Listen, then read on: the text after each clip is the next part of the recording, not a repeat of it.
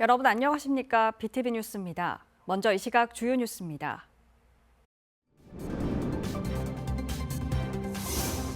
전국에서 가장 먼저 초고령 사회로 진입한 부산시가 노인이 행복한 도시 만들기의 첫걸음으로 하하 365 프로젝트를 추진합니다.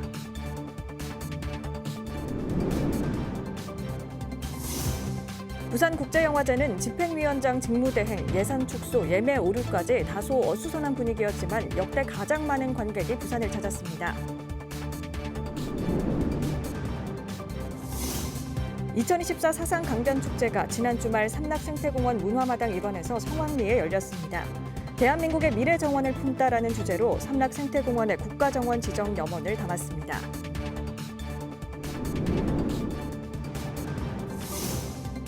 남구가 반복되는 상습 침수 피해를 막기 위해 동천 일대에 이어 대연천 일대 하천 정비 사업에 나섭니다.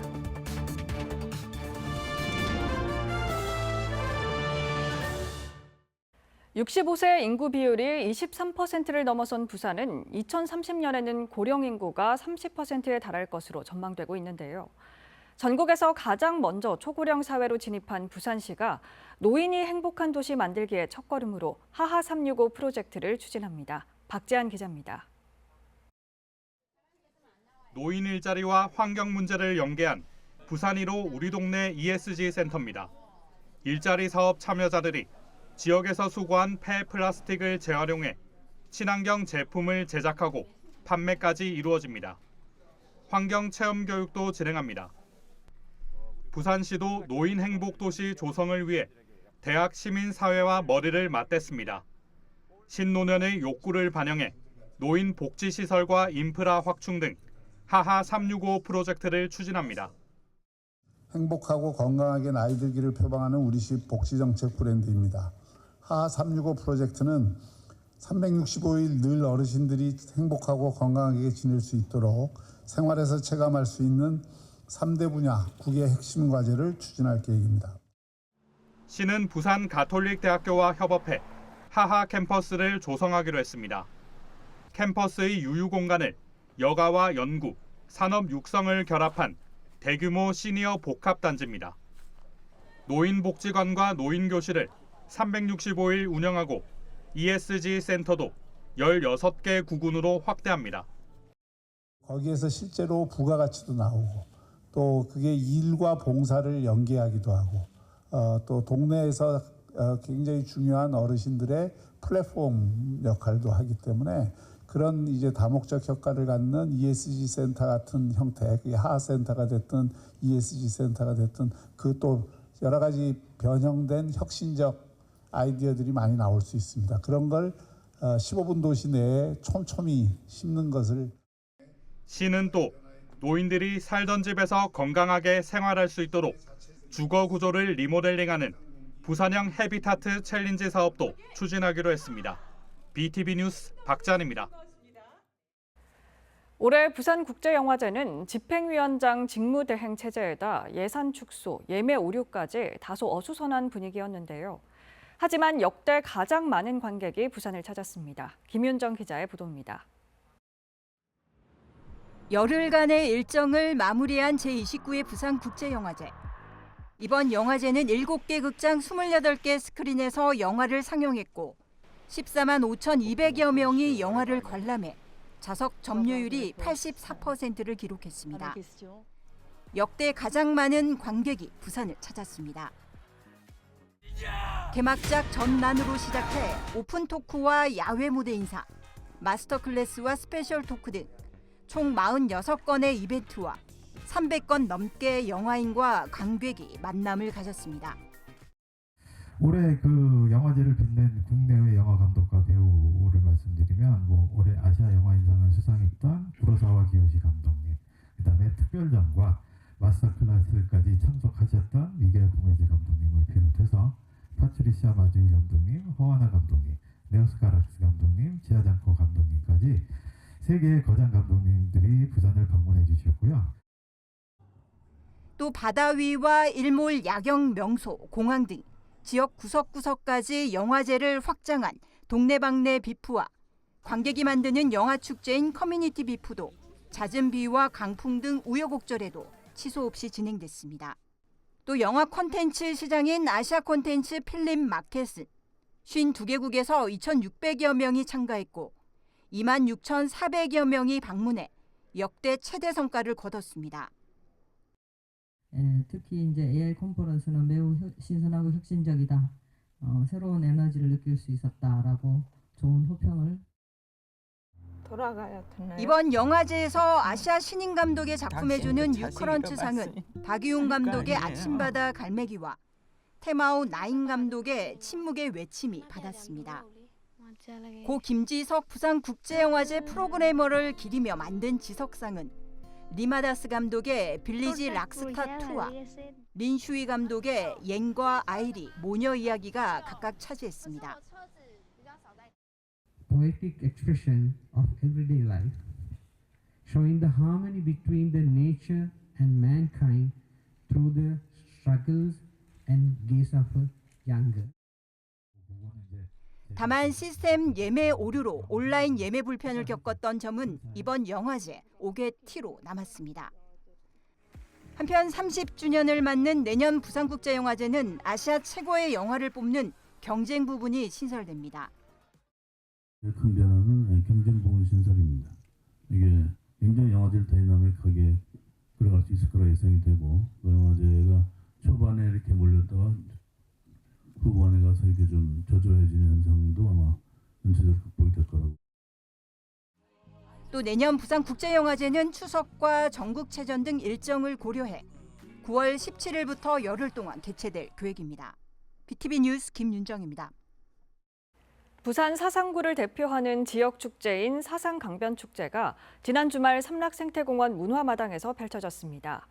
올해 21회째를 맞는 사상강변축제는 국가정원 지정을 위한 바람을 담아 한층 다양한 볼거리로 꾸며졌습니다. 박철우 기자입니다. 선선해진 날씨에 삼락생태공원으로 나들이 나온 시민들. 가족과 친구, 연인과 함께 이야기꽃을 피우며 한층 깊어진 가을 정취를 느껴봅니다. 가족들이랑 다 같이 나와서 다양한 체험도 하고 맛있는 먹거리도 즐기고 하니까 참 좋은 시간 된 것 같습니다. 즐거웠습니다. 개성 있고 다양한 글씨체, 한자 한자 정성 들여 써내려갑니다. 손으로 그린 그림 문자 캘리그라피, 아이들의 얼굴에서도 재미와 진지함이 동시에 묻어납니다. 처음 해봤는데 이거 느낌이 신기해가지고 재밌었어요. 사상을 대표하는 지역 축제인 사상강변축제가 열렸습니다. 올해로 21회째를 맞는 사상강변축제는 지난해 부산시 우수축제로 선정될 만큼 다양한 볼거리를 자랑합니다. 특히 올해 축제에는 삼락생태공원에 국가정원 지정을 위한 염원을 담았습니다. 녹색 정원도시 사상을 만들어가는 초석으로 삼는 이번 가을 축제, 함께 즐기고 느끼는 그런 가을 축제가 되도록 잘 준비하였습니다. 축제 첫째 날에는 개막식을 비롯해 강변음악회와 불꽃쇼가, 둘째 날에는 주민자치 한마당과 정원 매직 페스티벌, 강변 가요제 등으로 꾸며졌습니다. 이외에도 사상예술제와 다문화 박람회, 구민 백일장, 먹거리 장터 등 다채로운 부대 행사들이 마련돼 지역민들과 함께했습니다. BTV 뉴스 박철우입니다. 예상치 못한 집중 폭우 때마다 소규모 상가나 주택 등 피해가 잇따른다는 보도 어제 오늘 일이 아닌데요. 남구가 상습 침수 피해를 막기 위한 대대적인 정비에 나섭니다. 행정안전부 공모사업에 선정돼 500억 원이 넘는 사업비를 지원받아 추진합니다. 김윤정 기자입니다. 부산 남구 대연천 일대입니다. 집중 폭우에 하천 수위가 상승하면서 일대는 종종 침수 피해를 입습니다. 여기 책방에 있었는데 책이 다 젖고 옛날에 그랬잖아. 옛날에 연물바다, 견문물바다. 지난 2020년 7월 중 쏟아진 집중호우에 공공시설을 포함해 500여 곳이 물에 잠겼습니다. 이곳 일대는 지난 10년간 4차례 이상 도로와 주거지 등 900여 곳이 침수 피해를 입었습니다. 단기간 집중호우로 인명과 재산 피해가 우려되자 지난 6월부터 재해 위험 개선지구로 지정됐습니다. 내년부터 남구는 대대적인 침수 피해 예방 사업을 진행합니다. 행정안전부 공모에서 총 593억 원을 확보했습니다. 남구 개청 이래 단일 사업 중 가장 큰 규모입니다. 통상적으로 앉아 자연재난에 따른 하천 정비 사업의 신청이 아니라 이번에는 행안부에서 심사를 하는 풍수의 생활권 종합정비 사업으로 저희들이 신청행기 선정되기 위한 내년도 1년 동안 실시 설계를 완료를 하고 26년에 착공해서 28년에 사업을 준공할 계획입니다. 내년부터 기본 설계를 시작으로 유량 조절을 위한 길이 1200m의 방수로를 신설하고 빗물을 저장할 수 있도록 우수 저류관로와 우수 저류조 설치는 물론 소하천 정비 사업을 펼쳐나갈 계획입니다. 지난 2023년 동천 일대 문현지구 정비 사업 진행에 이어 대연지구까지 남구의 대표적인 침수 위험 지역이 정비됩니다. 이 사업이 된다면 지금까지 일어났던 피해 사례들을 충분히 만회하는 그런 시설물이 되기 때문에 침수 피해를 위한 가장 기초적인 사업이고, 하지만 사업이 완료되기 전까지는 태풍과 집중호우 기간 중 상습 침수 구역에 대한 주기적인 순찰 강화 활동 등 침수 예방엔 소홀함이 없어야 할 것입니다. BTV 뉴스 김윤정입니다.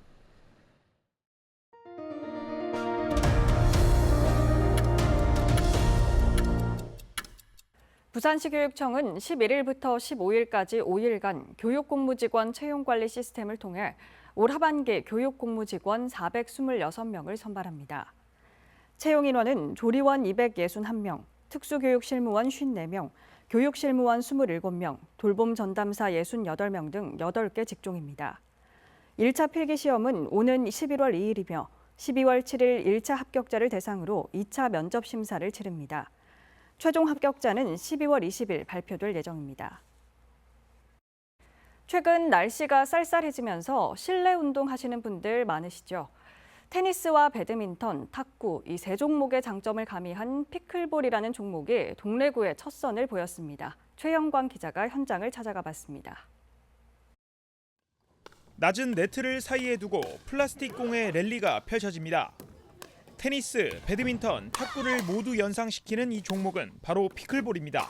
테니스, 배드민턴, 탁구 세 가지의 장점만을 골라서 조합된 신스포츠로 지금 현대인들이 가장 접근하기 쉬운 블루오션 스포츠라고 볼 수 있습니다. 1960년대 미국에서 시작된 피클볼은 배드민턴 코트 크기에서 탁구채보다 조금 큰 패들과 구멍 뚫린 공을 이용합니다. 지난 2016년 국내에 도입된 뒤 부산시에서는 최초로 동래구에 협회도 설립됐습니다.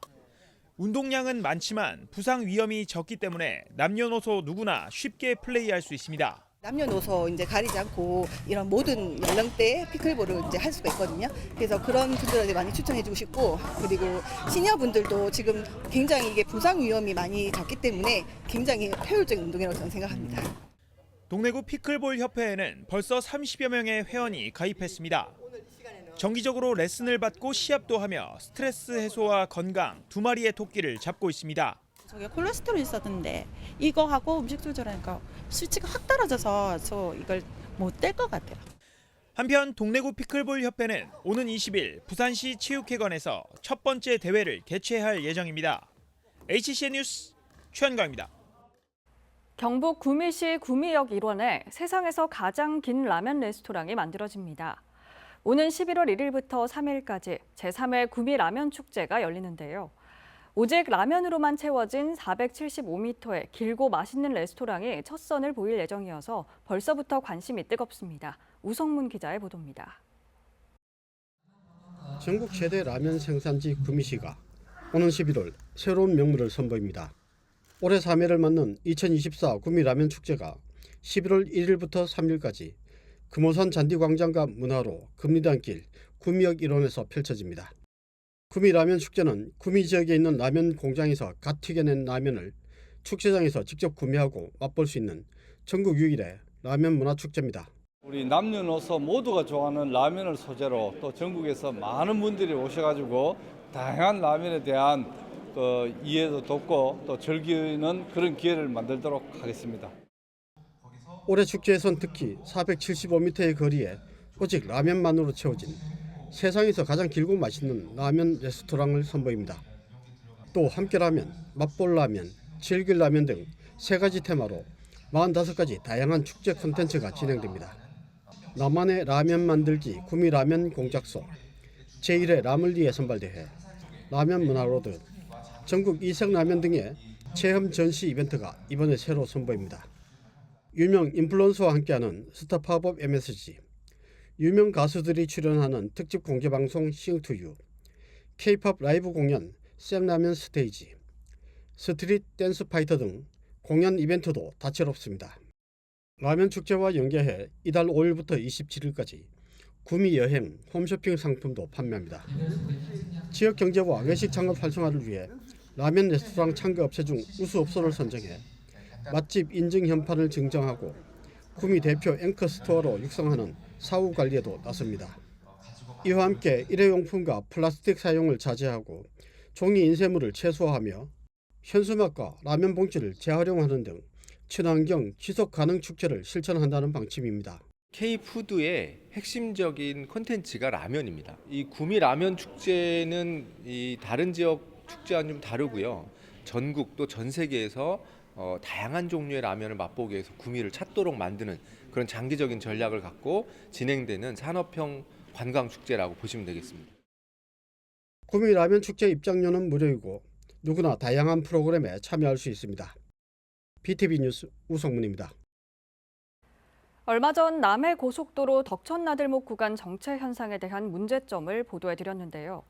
보도 이후 한국도로공사가 늘렸던 차선을 통제 조치한 것으로 확인됐습니다. 정체 현상은 좀 나아졌을까요? 김석진 기자가 다시 현장을 다녀왔습니다. 부산 강변대로 덕천나들목 방면 진입 구간. 이전과 달리 차량 통행이 원활합니다. 퇴근 시간 긴 꼬리 물기도 사라졌고 끼어들기도 찾아보기 힘듭니다. 보도 이후 무엇이 달라졌을까?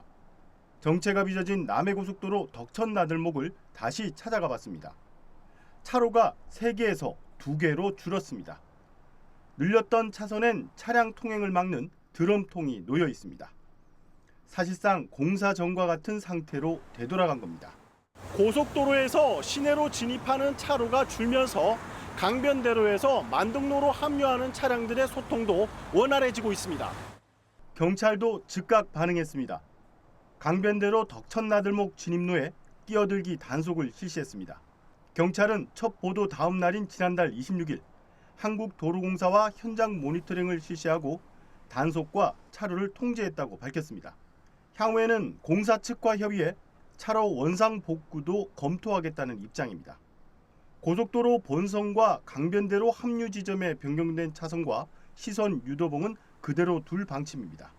이에 대해 한국도로공사는 차로 통제 이후 정체가 완화된 것으로 보고 좀 더 경과를 지켜본 후 추가 조치할 계획이라고 밝혔습니다.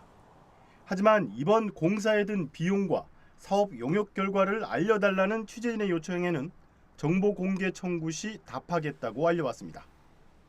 BTV 뉴스 김석진입니다. 우리나라 최초의 아동 전용 극장이 부산 서구에 있었는데요. 역사 속으로 사라졌던 아동 전용 극장이 71년 만에 복원을 마치고 한영석 자유아동극장이라는 이름으로 시범 운영에 들어갑니다. 박철우 기자입니다. 부산 서구 부민동, 선복도로 위 새로 지어진 건물이 눈에 들어옵니다. 한영석 자유아동극장, 우리나라 최초 아동 전용 극장입니다. 71년 만에 복원됐습니다. 한영석 자유아동극장의 핵심 시설인 아동극장. 160석 규모로 아이들의 눈높이와 감성에 맞게 원형 극장으로 꾸며졌습니다. 이런 게 생기니까 영유아들은 시간 보낼 곳도 있고 책도 더 많이 가까이 할 수 있고 부모랑도 가까워질 수도 있고 해서 너무 좋은 것 같아요. 매주 금요일과 토요일 영화와 공연 등 문화 프로그램이 번갈아 운영됩니다. 시범 운영 기간에는 아이와 학부모를 위한 초청 강연도 이어집니다. 강의를 들을 수 있는 그런 느낌이 들어서 오히려 아이들을 이렇게 지도할 때나 이렇게 할 때 동심을 돌아가면서 이렇게 지도할 수 있겠다는 마음에 이런 공간이 더 좋다는 생각이 들었습니다. 1953년 8월 15일 사비를 털어 집 마당 한쪽에 극장을 지어 시작된 아동 전용 극장. 역사 속으로 사라졌던 아동 전용 극장은 1층 어린이 복합 문화 공간으로 2층 아동 극장으로 다시 부활했습니다. 아이들을 위한 공간이 절대적으로 부족한데 지금 이 시설이 지어짐으로 인해 가지고 아이들이 상상력과 창의력, 감수성을 키울 수 있는 거점 시설이 될 것입니다. 2015년 복원을 추진한 뒤 사업이 몇 차례 연기된 끝에 결실을 맺은 한영석 자유아동극장. 정식 개장은 내년 1월부터입니다. BTV 뉴스 박철우입니다. 부산시가 글로벌 허브 도시 특별법 입법을 위한 서명운동을 벌인 지 한 달여 만에 138만 명이 넘는 시민이 동참했습니다. 시는 부산 시민의 열망이 간절하다는 것을 국회에 전달하는 한편 법안이 올해 안에 국회를 통과할 수 있도록 모든 노력을 기울이겠다고 밝혔습니다. 박재한 기자입니다. 부산을 사람과 기업, 부자가 몰려드는 도시로 만들기 위해 최선을 다할 것을 기울인다! 한국노총 부산지역본부 등 노사민정 관계자 350여 명이 모여 부산 글로벌 허브도시 특별법 입법화를 위한 결의를 다졌습니다. 부산시는 특별법의 올해 안 제정을 목표로 하고 있습니다. 지난 8월 말부터 진행된 특별법 촉구 100만 서명운동은 한 달여 만인 9월 말 기준 목표치를 초과한 138만 명을 달성했습니다. 새로운 시대로 조명될 밝은 미래를 위해 지역본부 또한 한 바가지의 마중물과 같은 역할을 부산을 국제 허브 도시로 탈바꿈할 수 있도록 작은 일에도 의미를 갖고 최선의 노력을 다할 것을 이 자리를 빌어 약속을 드립니다. 특별법은 국가 균형 발전을 위해 부산을 글로벌 혁신 도시, 남부권 거점 도시로 만드는 게 핵심입니다. 기업의 투자 유치를 위해 부산 전역을 규제 혁신과 특례 부여를 위한 법적 근거를 만들고 국제적 수준의 정주 환경을 조성하는 등의 내용을 담고 있습니다. 그야말로 부산이 국제 자유 비즈니스 도시로 사람, 기업, 돈이 자유롭게 오갈 수 있는 또 그런 자원들이 몰릴 수 있는 도시로 만드는 법적 토대를 만드는 것이 바로 이 글로벌 허브도시 특별법 입법입니다. 단순히 법안 하나가 아니라 우리 부산의 새로운 미래를 열어제치는 매우 중요한 그리고 대한민국을 어떤 면에서는 살리는 그런 중요한 입법이라고 할 수 있겠습니다. 부산 글로벌 허브도시 특별법은 현재 국회 행정안전위원회 제1소위원회에 상정돼 있습니다. 시는 서명운동 결과를 토대로 국회 행안위와 법사위 위원 면담을 추진하고 권역별 토론회 등을 이어갈 계획입니다. BTV 뉴스 박재한입니다.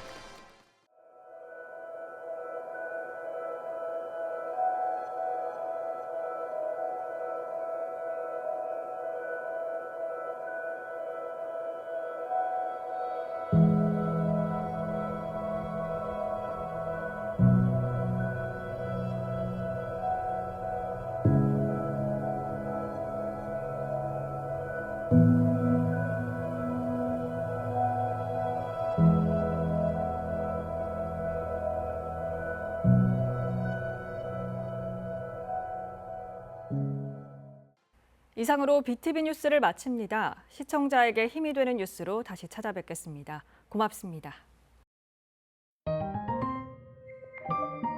채널 BTV